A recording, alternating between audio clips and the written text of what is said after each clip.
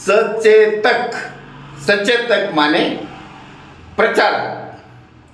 सैनिक समाज पार्टीचे महाराष्ट्राकरता महाराष्ट्र लेवलचं पद सैनिक समाज पार्टीचे राष्ट्रीय अध्यक्ष श्रीयुत बलबीर सिंग परमार साहेबांनी दिलेलं आहे आणि मला जोडीदार म्हणून उपसचेतक तुकाराम डफर यांची नियुक्ती केलेली आहे।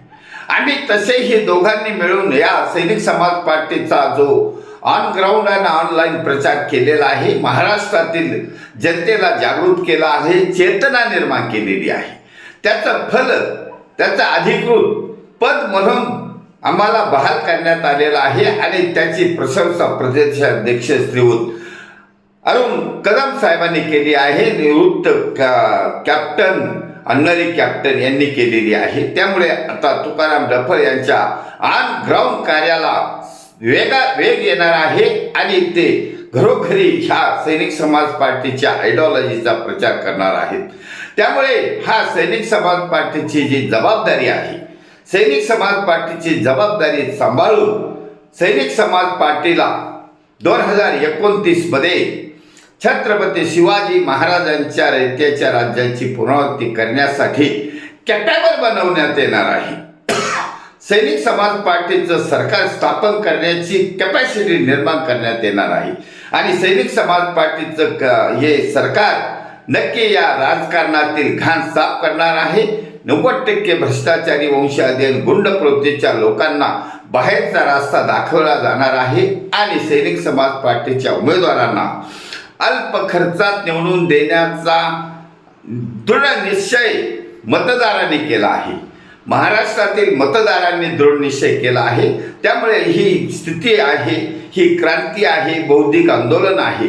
या बौद्धिक आंदोलनाने या महाराष्ट्रातील राजकारण बदलायचं निश्चित केलं आहे आणि परिस्थिती निर्माण केली आहे।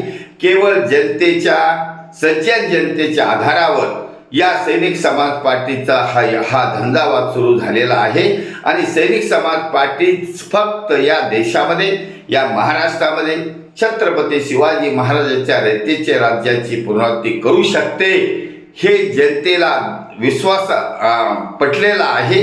म्हणून जनता या सैनिक समाज पार्टीच्या आयडिओलॉजी बरोबर रोज जोडत चालली आहे।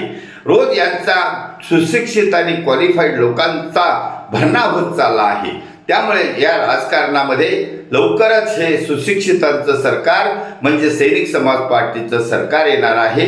सुशिक्षितांचं सरकार म्हणजे जनतेच्या हिताचं सरकार येणार आहे, जनतेच्या हिताचं विकासाचं सरकार येणार आहे। त्यामुळे हा अडगळ असलेले अडाणी अल्पशिक्षित लोकांना बाहेर करणं गरजेचं आहे। दे आर अडगळ आहे, अडचण आहे आणि ते स्वार्थी आहेत आणि त्यांच्यापैकीच हे जे दलबदल करतात, इकडचे खासदार तिकडं, तिकडचे खासदार इकडं जातात, त्याच्यामुळे सध्या काही होणार नाही, काही जनतेचं हित होणार नाही। जनता ही भरडण्यात चालली आहे। म्हणून सैनिक समाज पार्टी आलेली आहे, जनतेचा आधार देण्यासाठी आलेली आहे। कारण यांच्यामध्ये गुंड प्रवृत्तीच्या लोकांचा भरमसाठ भरणा आहे। अहिल्यानगरमध्येच एका नगरसेविका, महिला नगरसेविकेच्या पतीने एका सज्जन माणसाने केवळ विकासाच्या कामावर प्रश्न विचारला होता, तोही व्हॉट्सअपवर विचारला होता, तरी त्याला बेदम मारहाण करण्यात आलेली आहे। आता ह्याला पोलीस किती दखल घेतात तो पाहण्याचा मुद्दा आहे, कायदा आणि सुव्यवस्थेचा मुद्दा आहे। तरी पण त्याने मार देताना तो व्यक्ती म्हणत होता की मुक्का मार द्या जेणेकरून केस होणार नाही।